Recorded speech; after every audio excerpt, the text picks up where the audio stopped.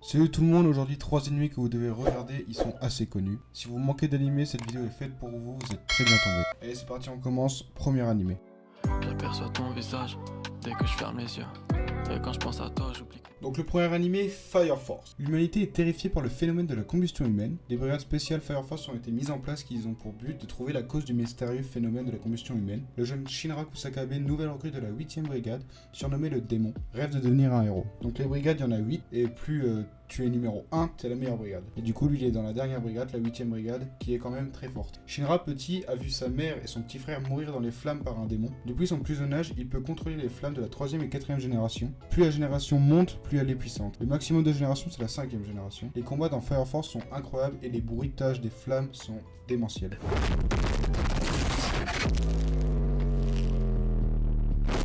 Donc voilà, je vous le conseille, vous me direz si vous a plu. Passe au suivant. J'aperçois ton visage dès que je ferme les yeux. Et quand je pense à toi, j'oublie.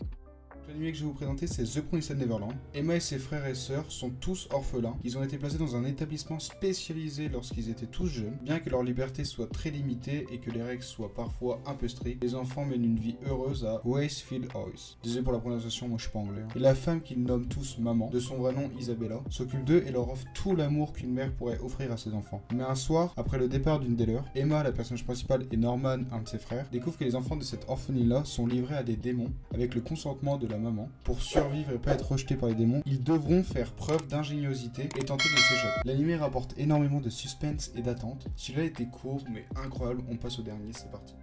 J'aperçois ton visage dès que je ferme les yeux.